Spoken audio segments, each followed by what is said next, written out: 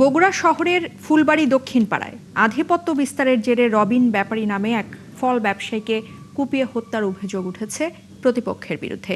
নিহতের স্বজনরা যেটা বলছেন যে কিছুদিন আগেও রবিনকে হত্যার চেষ্টা করা হয়েছিল, তখন আহত হলেও বেঁচে গিয়েছিলেন রবিন। আর মামলা হলেও কোনো বিচার না পাওয়ার অভিযোগও করেছেন তারা। SM আবু সাইদের প্রতিবেদনে বিস্তারিত। এলাকার আধিপত্য নিয়ে দীর্ঘদিনের দ্বন্দ্ব ছিল রবিনের সাথে স্থানীয় শামীম ব্যাপারীর। রবিবার সকালে ফলপাড়াকে কেন্দ্র করে দুইজনের মধ্যে আবারও বিরোধ হয়। এই নিয়ে কবরস্থান এলাকায় রবিনের উপর হামলা করে শামীম, শম্ভু ও তার সহযোগীরা। মোমেনা আর বেটি রুমা আর শামীম তো ভাই আসেন, আমরা বিচার করে দিচ্ছি, মীমাংসা করে দেবো। আসো কি মীমাংসা করে রাস্তার মধ্যে না বাড়াতে, বাড়ির থেকে 2 বার রাস্তা না যেতে ওখানে মারতে হবে। মিশিং করে ওখানে আর নিয়ে যাওয়ার সাথী আর ওখানে ফেলে দিয়ে জবা করছে, বাবা মাথার চুট আছে ওটা করছে।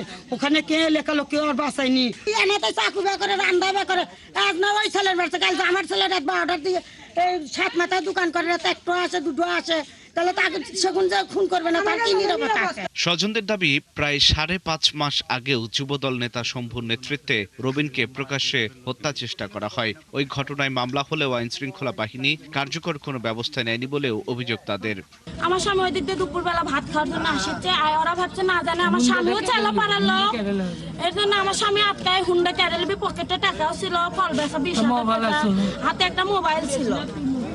ওগুলা কেড়ে নেওয়ার জন্য আর চেলাপাড়ার লোকগুলো ওখানে আমার স্বামী কুপাইছে। শম্ভু এই কাজ করছে এবং এর পিছে আরো কিছু লোক ছিল যারা আমার জামাইয়ের মারার জন্য কিছু চাই না। ওই দলের আমি চাই সুলতানপুরের যেগুলো লোক ছিল এদের আমরা সুষ্ঠু একটা বিচার চাই। তবে ঘটনার প্রকৃত কারণ উদ্ঘাটন এবং জড়িতদের গ্রেফতারে অভিযান চলছে বলে জানিয়েছেন অতিরিক্ত পুলিশ সুপার।